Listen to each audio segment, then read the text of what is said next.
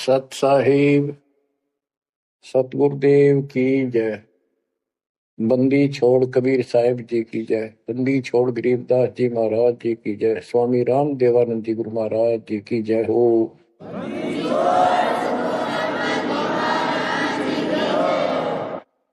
सर्व संतों की जय, सर्व भक्तों की जय, धर्मी पुरुषों की जय। श्री काशी धाम की जय, श्री सुडानी धाम की जय, श्री करोथा धाम की जय, श्री बरवाड़ा धाम की जय। सत साहिब परमपिता परमात्मा कबीर जी की असीम रजा से, मेरे गुरुदेव जी के आशीर्वाद से आज विश्व के मानव को अपने निज घर का ज्ञान हुआ। सब सदग्रंथों का सार परमात्मा के द्वारा बताया अध्यात्म ज्ञान प्राप्त हुआ और ये जन्म और मरण प्रत्येक देशवर की योनियों में, शरीरों में तृप्ति क्यों हो रही है, इसका ज्ञान हुआ।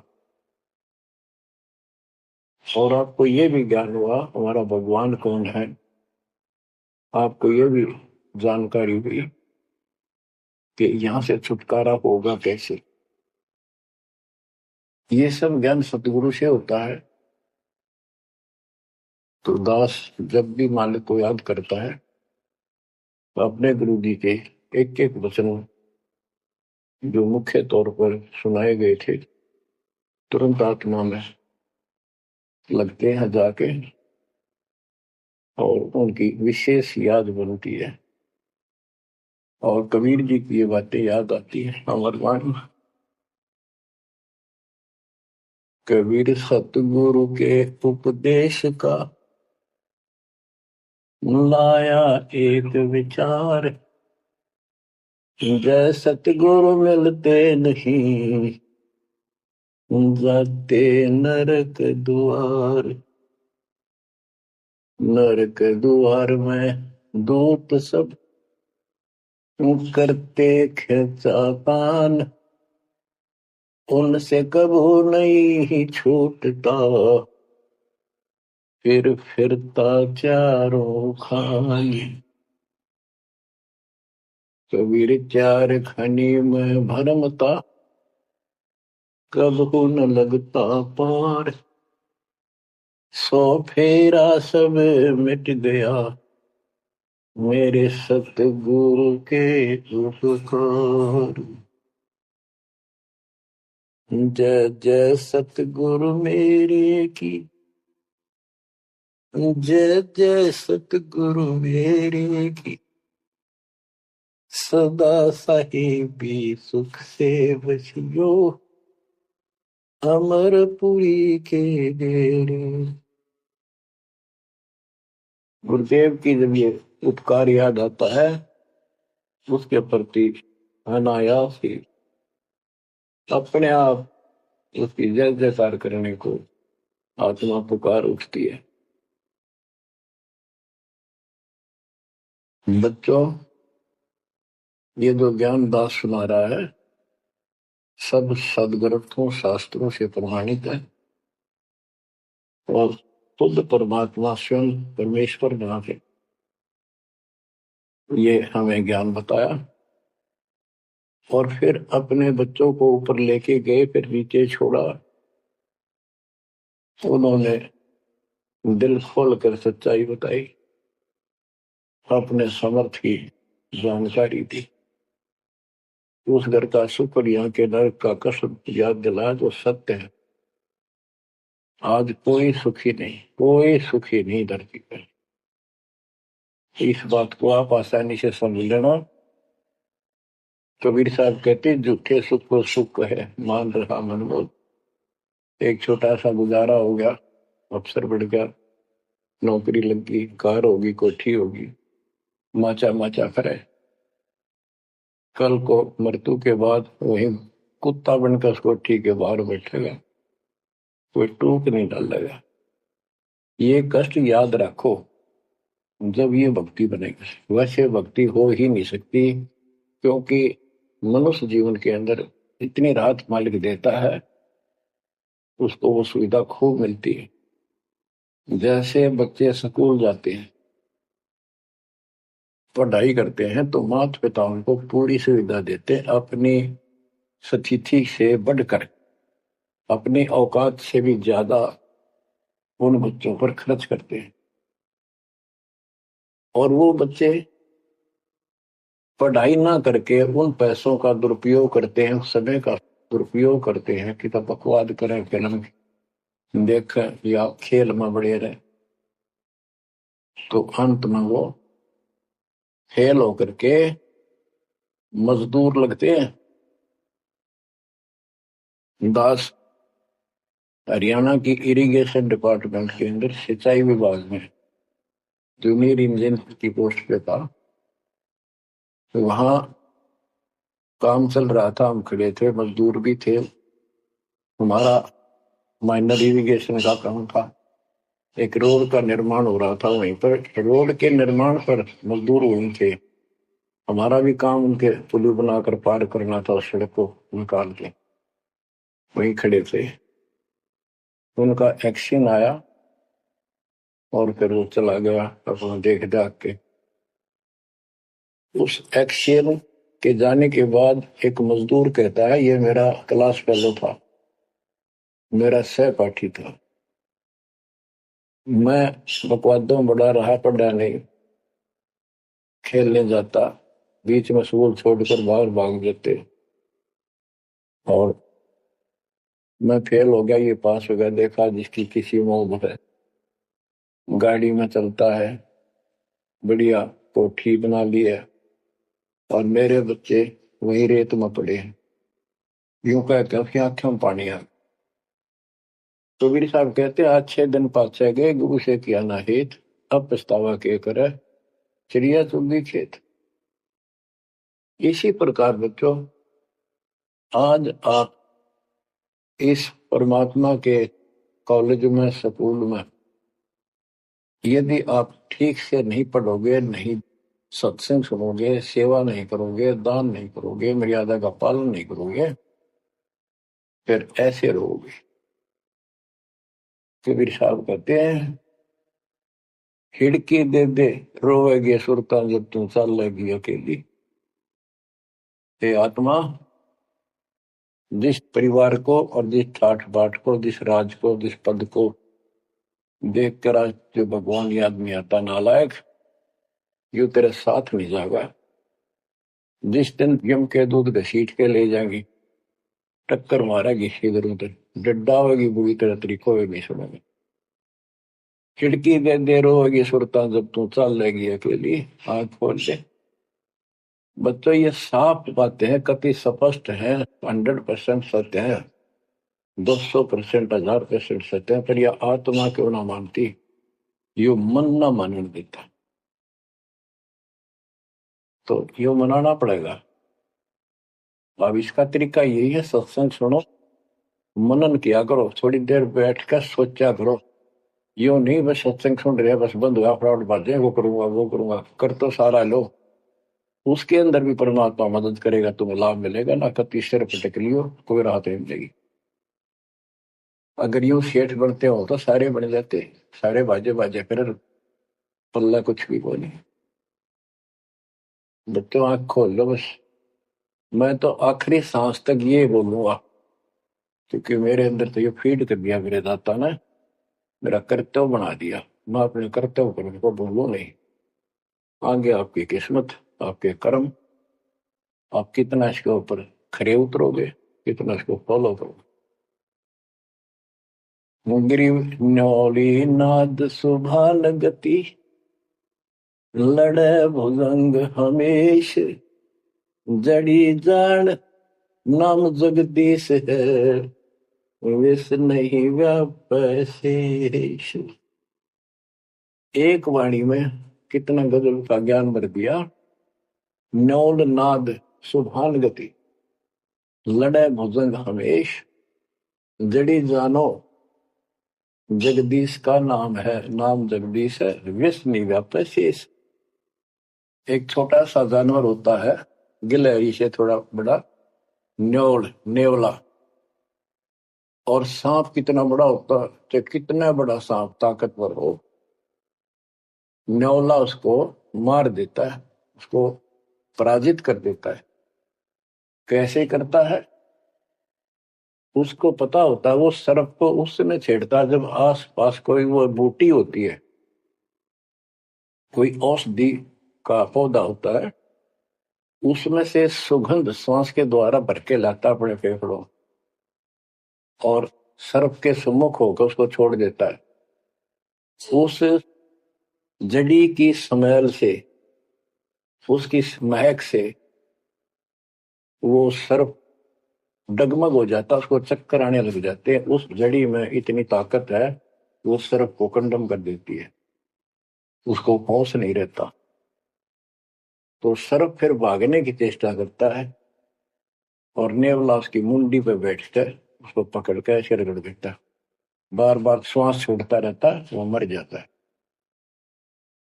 तो बच्चों, यहाँ परमात्मा के ज्ञान को, परमात्मा की शक्ति और इस नाम की महिमा को परम पूज्य आदरणीय संत गरीबदास जी महाराज किस प्रकार डिफाइन करते हैं।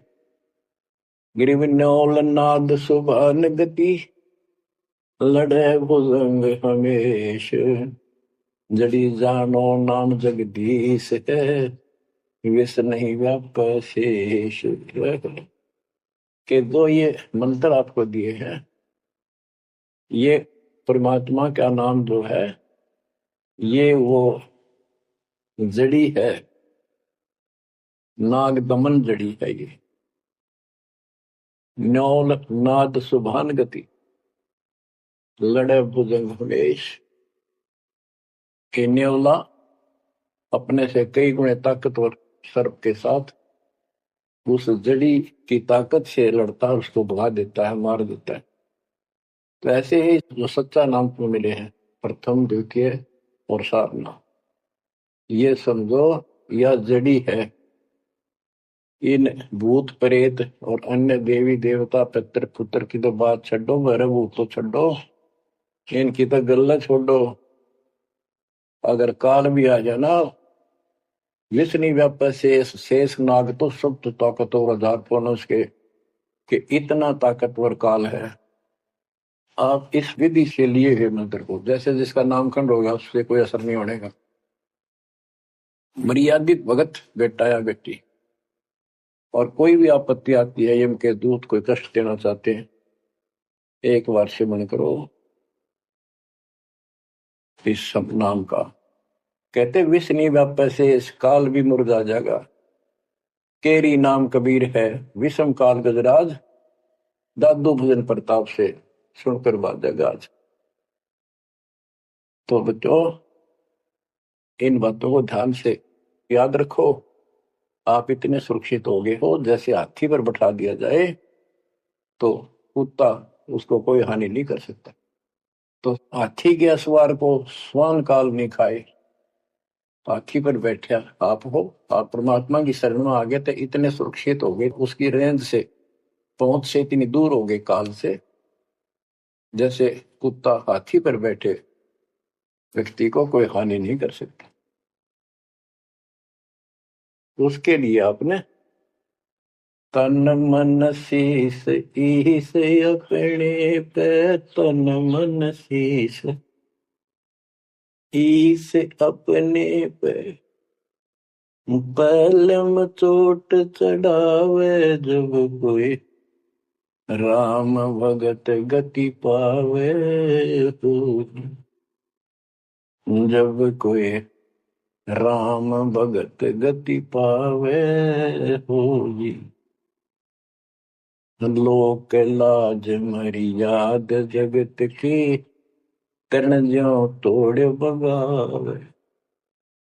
अष्ट सिद्धि की अटक न माने, आगे कदम बढ़ावे। जब कोई राम भगत गति पावे होगी, जब कोई राम भगत गति पावे तो। बच्चों, ये सारे फार्मूले लाने पड़ेंगे। जब यह प्रॉब्लम सोल्व होगी जन्म और बढ़ती। आप क्या बताते हैं?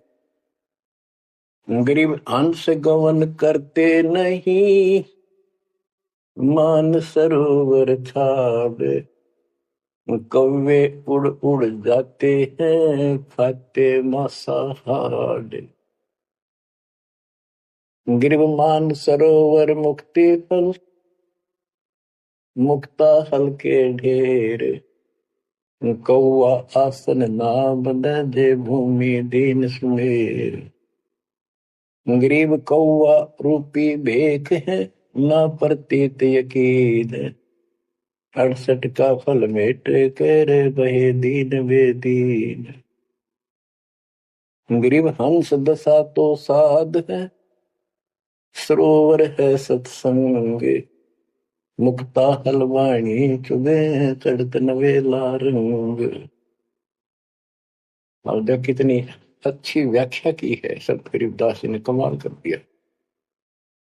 गरीब अंश गवन करते नहीं, मान सरोवर छाड़, कौवे उड़ उड़ जाते हैं, खाते मांसाहार। फिर बताया है, गरीब हंस दशा तो साधु है, सरोवर है सत्संग, मुक्ता हलवाणी चुगे चढ़त नवेला रंग। कि जैसे हंस गमन करते नहीं, मान सरोवर छोड़। हंस एक पक्षी होता, हंस उससे तुलना की है सटे हुए भगत, निर्विकार भगत, सच्चे भगत की। कि जैसे हंस एक पक्षी होता है, सरोवर के ऊपर, तालाब के ऊपर होता है जिसमें मोती होते हैं, और वहीं पर मुगला होता है, उसी जैसी सेम शक्ल होती है, उनकी पहचान नहीं कर सकते। उनकी पहचान इसी से होती है, जो मोती खाता है वो तो हंस, और मच्छी खाता है वो है बगुला।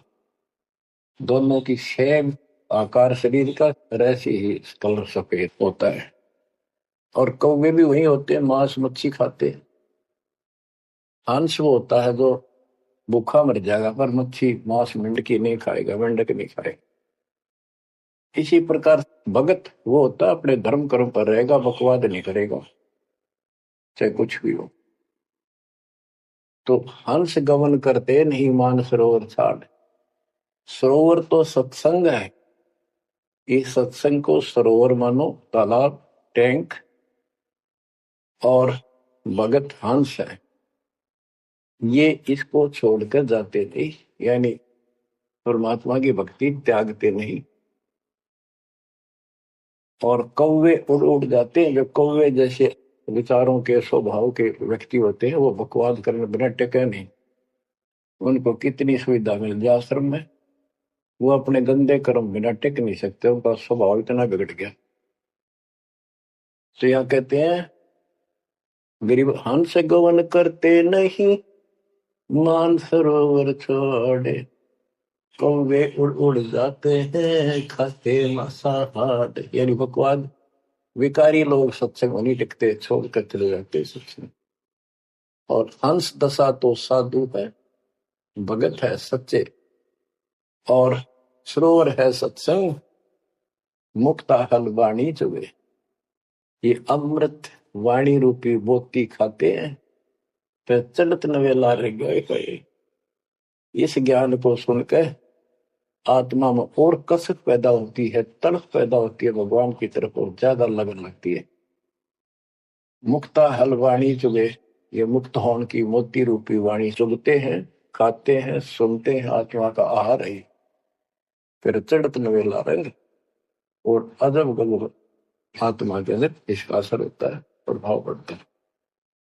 फिर वो बताते हैं, गरीब कोट वर्ष करे, संगत साधों की, पत्थर का जल में क्या भीजे, चंदन बन में रंग लागे, एक बांस बिटम भी ना सीधे।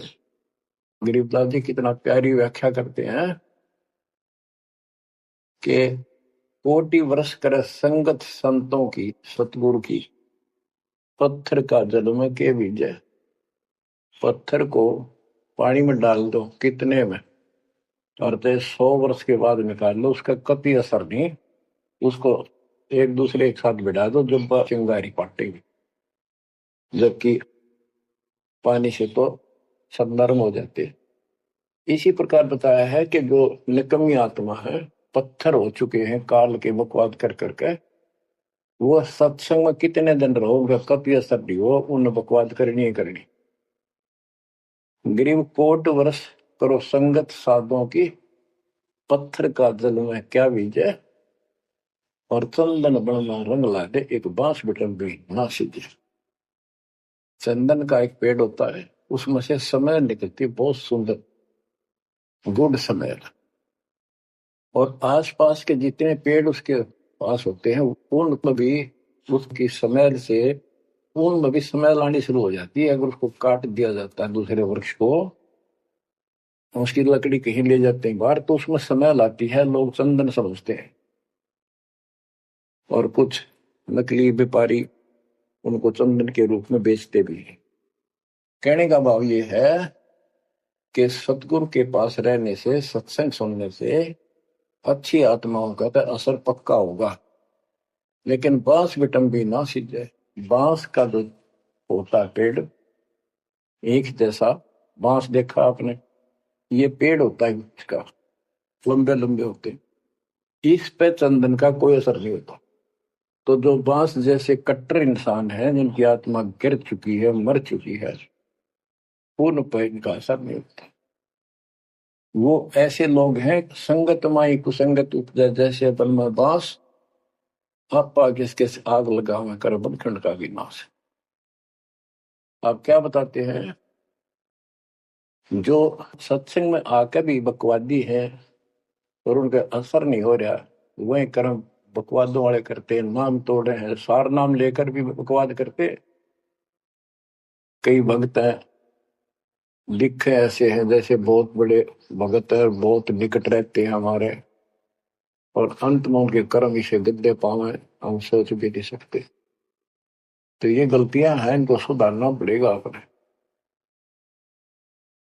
माई और बात तेरे काम न आवे, संतों शरण लाग रे, मुके सोवग पलत में बंदे, जाग जाग नर जाग रे,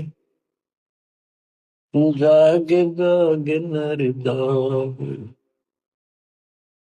उठ सवेरे हुक्कावर लिया, उनके जाग्या नर भाग रे, शुक्रम किया ना करी रे बंदगी, फुटे तेरे भाग रे, वो फुटे तेरे भाग रे। इस तन सराय में जीव मुसाफिर, करता रहे दिमाग रे, रात बसेरा कर ले डेरा, चले सवेरा त्याग रे, चले सवेरा त्याग रे। बगैर सच्चे ज्ञान के इंसान सारे जीवन में अपने मनमुखी अटपट करके, यूं कर दूंगा, वो कर दूंगा, कोठी बना दूंगा, उसने ऐसे ठग लूंगा, ये ऐसे कमा लूंगा, यहाँ जमीन इतनी सस्ती मिले है, ऐसे कर लूंगा, कर ले। लेकिन भक्ति भी तो साथ कर ले, बरकत तो दाता ने देनी है, कर्म तो ज्यादा मिले नहीं, कितनी कोशिश कर ली। कर्म से अधिक लेना है तो धनी की शरण माना होगा। इस परमात्मा कबीर जी के हाथ में वो कलम है, जो पाप कर्म को काट के शुभ कर्म लिख देता है। आपके भाग बना है उसको भी लिख देता है, आपके संस्कार ठीक कर देता है। इस तन सराय में जीव मुसाफिर, करता रहे दिमाग रे, रात बसेरा कर ले डेरा, चले सवेरा त्याग रे, चले सवेरा त्याग रे। ये जीवन आपका एक न सोच लो स्वप्न है। और यह नींद जब खुलेगी, मृत्यु होगी जब आंख खुलेंगी। जब यह नींद टूटेगी, सवेरा होगा, कुछ ही नहीं पाओगा उस बात में। एक भगत बता रहा था, नाम लेने से पहले मैं रिक्शा चलाया करता हूँ, ने कल्पना हुई गाड़ी लूंगा और न खूब टी टी करके चलाया करूंगा। सपना भी वही आ गया, जैसे मैंने बढ़िया गाड़ी ले ली और किराए पर ला रखी है, खूब जोर से चला रहा हूँ, बढ़िया रोड है, आगे एकदम ब्रेक मारने लगा, जोर से पैर मारा, वहां फटी पुरानी रजाई थी, उसमें कार पार पैर निकल गया, वह भी पाट गई। उठा तो देखा ना को कार ना गाड़ी, वो झोपड़ी में पड़ा हूँ। तो बच्चों ये सपना साजा टूट उठ के तो मुंड पकड़ हुआ है। तो ये स्वप्न है जो तुम टी टी करके चल रहे हो, कितने दिन चलोगे। इस तन सराय में जीव मुसाफिर, करता रह दिमाग रे, रात बसेरा कर ले डेरा, चले सवेरा त्याग रे, चले सवेरा त्याग। तुम ता चोला बना न मोड़ना, लगे दाग पे दाग रे, दो दिन की गुजरान जगत में, क्यों जड़े बरानी आग रे, क्यों जड़े बरानी आग रे। कुबद का चढ़ी चढ़गी चित पे, तू होया मनुष्य नाग रे। यानी जिसका जितना सामर्थ्य है, जब तक उसको ज्ञान नहीं है, कोई न कोई ऐसा दुख दे रखेगा दूसरे को, ताकतवर है वचन से ऐसी गलत बात कह देगा, और निर्बल दुर्बल ऐसा है व्यक्ति की आत्मा रोती रह जाएगी, या किसी को लूट लेगा। बड़ा अफसर है, ऐसी कलम चला देगा, मरो से जीव। कोई अन्यायी जज है, अन्याय कर देगा, मरो से जीव। तो यह कहते हैं, कुबद का चढ़ी चढ़गी चित पे, तू होया मनुष्य नाग रे। आदमी से नाग बढ़ गया, नाग है। जैसे दुर्वासा ने श्राप दे दिया, 56 करोड़ यादव मर गए। चुनो कृषि ने तपस्या करी थी, या खाक तपस्या थी। तो इसे जड़े हुए ढोयर जो आम व्यक्ति है, जो भक्ति नहीं करता, कुछ पद प्राप्त है, जो ताकत है गांव में या शहर में या राज का हिस्सा है, उसको कह रहे हैं गरीबदास जी, वो बदे कहाँ चढ़ी चढ़गी चित पे, तू होया मनुष्य नाग रे, सुध नहीं सजन सुख सागर, बिना प्रेम बैराग रे, बिना प्रेम बैराग रे। हर्षो मरै सो हंस कहावे, कामी क्रोधी काग रे, भौरा न भरम इस विष के वन में, चल बेगमपुर बाग रे, चल बेगमपुर बाग। शब्द सैन सतगुरु की पहचान, पाया अटल सुहाग रे। शब्द सैन संकेत, शब्द सैन सतगुरु की पहचान, पाया अटल सुहाग रे। नतानंद महबूब गुमानी, प्रगट पूर्ण भाग रे, प्रगट पूर्ण भाग रे। हर्ष उम्र सो हंस कहावे, मर्यादा में रह के जो भक्ति करता है वो हंस कहलाता है। और कामनी क्रोधी कागरे, मोरा न भर में इस विष के वर्ण। हे आत्मा, जो तू ये नकली सुख लेता फिरता है बकवादों के, कितने शराब पी ली, कितने सुल्फा पी लिया, कितने कोठी के लालच में, कार के लालच में दुनिया को लूट रहा है, बकवास कर रहा है कि हर सुमर सो हंस को हावे, कामी क्रोधी कागरे, भंवरा ना भर में इस विष के वर्ण में, जहर का वर्ण है। तेरे जीवन को नष्ट कर देंगे ये नकली सुख। फिर बताया कि शब्द सैन सतगुरु की पहचानी, अपने गुरुदेव का संकेत समझा सैन इशारा। और इशारा समझाना चाहिए भक्तों को, तो क्या हाल होगा, मरने के बाद दुर्गति हो जाएगी, 2 दिन का जीवन है, खा के ये इस माचे मैचे करो, ये है सैन। और हमने तो खोल के बता दी, समझदार को तो संकेत पर्याप्त होता है। शब्द सैन सतगुरु की पहचानी, पाया अटल सुहाग रे। ये है तो कबीर साहब का शब्द, फिर भी चलो जैसा भी है। न तो आनंद महबूब भगवानी प्रगटे पूर्ण भाग रे। अब सतगुरु से बात शुरू हुई थी, ये नित्यानंद जी भी कहते हैं कि मेरा महबूब सतगुरु गुमानी दास, मेरे कोई अच्छे भाग थे जो मुझे इनका मिलन हुआ। नित्यानंद महबूब गुमानी प्रगटे पूर्ण भाग रे। तो बच्चों, आप इन बातों पे ज्यादा ध्यान दिया करो जो सत्संग के अंदर बताई जाती है। जो सत्संग जो है ये एक टीचिंग है, टीचिंग। और बच्चे इस पढ़ाई को ध्यान से सुनते हैं, इस पर अमल करते हैं, इसका अनुसरण करते हैं जो टीचर बताता है, क्योंकि टीचर सिलेबस से बताता है और सिलेबस से बताया हुआ जो भी ज्ञान है उसको स्टूडेंट्स ठीक से याद करते हैं, उसका अभ्यास करते हैं, तो जब परीक्षा होती है वे सफल होते हैं। अब ये आपकी जो क्लास लग रही है ये उस कबीर भगवान की आप पर एक न्यारी रजा और है, अलग से हुई है। और समय अनुसार जहां भी आवश्यकता पड़ रही है परमात्मा समय पर अपने बच्चों को उसी तरह वो सुविधा दे रहा। सत्संग के दौरान बहुत एकाग्र चित्त से सुना करो। ये समझो कि गुरु जी सामने खड़े हैं, देख रहे हैं। जैसे क्लास के अंदर टीचर खड़ा होता है, पढ़ा रहा होता है, प्रोफेसर पढ़ा रहा होता है, तो बच्चे बहुत सावधानी से और शिष्टाचार से एक एक बात को ध्यान से सुनते हैं।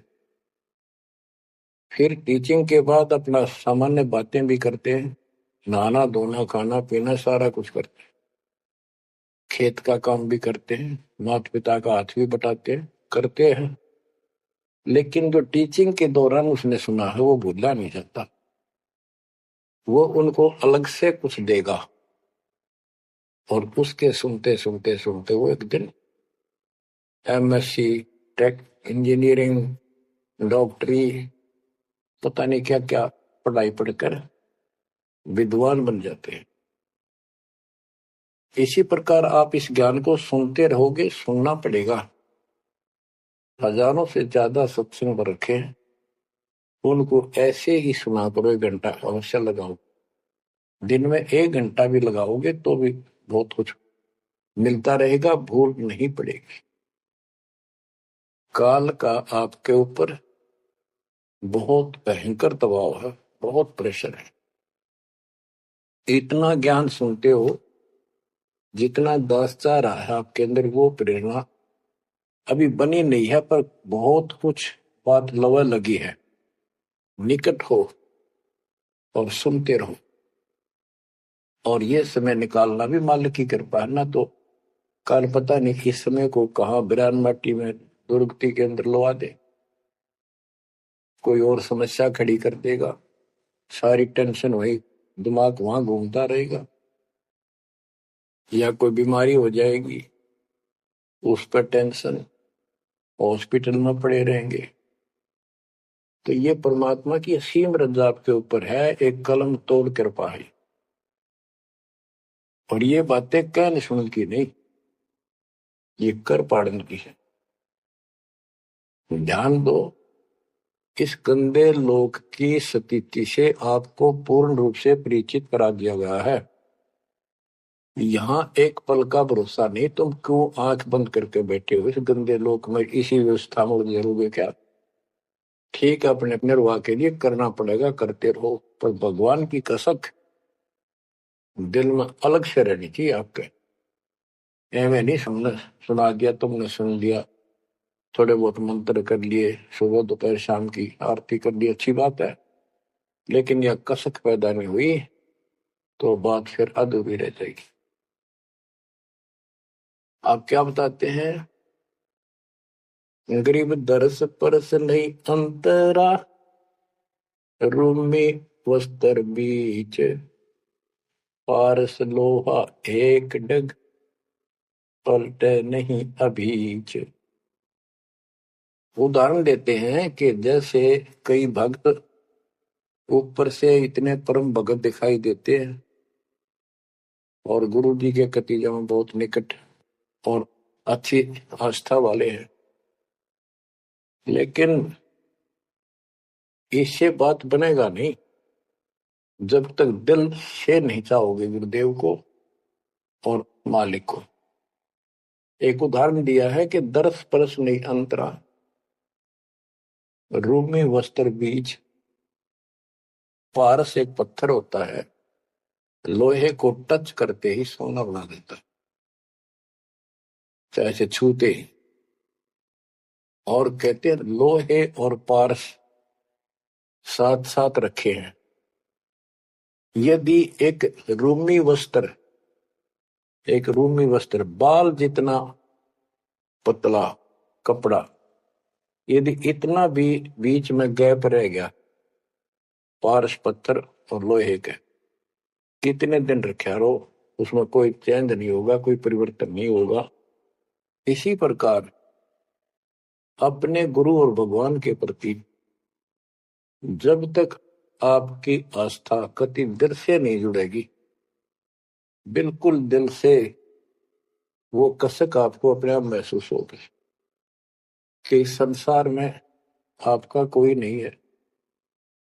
जितना भी परिवार रिश्तेदारी है ये हमारे संस्कार पूर्व जन्म के लेन देन, ये ऋण उलझा पड़ा है।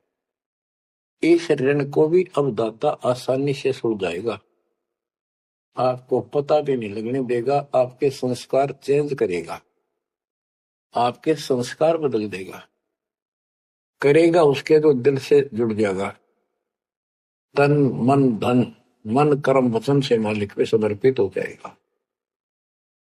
आपको प्रमाण देता हूं, जैसे बेटा है बेटी है, ये हमारे कुछ पिछले संस्कार कोई ऋण है। जैसे आजकल बेटी का विवाह करना पड़ता है, कितना खर्च होता है। आपको बताता हूँ, एक व्यक्ति कह रहा था, मैंने बोला मेरा 3 कन्या होगी और हमारे यहाँ तो बहुत खर्च करते हैं, ब्याह पता खर्च करें करें 10-20 लाख तो कम से कम है, और फिर लड़की के बालक हुए तो अपने घर बुलाते हैं, माँ के घर, और उसके ऊपर फिर कम से कम 10 लाख रुपए यो खर्चा और होता, यो एक ब्याह और होता हमारे यहाँ। ये ऐसी परंपराएं हमने आप सर पर रखी है, और भी दूसरे समाजों में देख लो बहुत खर्चे होते हैं, और लड़की को हमने अपने आप बोझ बना रखा है।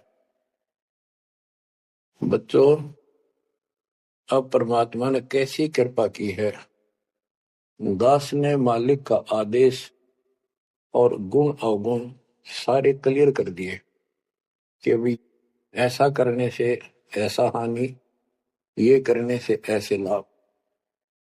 अब जैसे उदाहरण दिया आपको बच्चों का विवाह करने के लिए, श्री देवी पुराण के अंदर लिखा है कि देवी ने अपने तीनों पुत्रों की शादी ऐसे सिंपल वे से की, वचन से।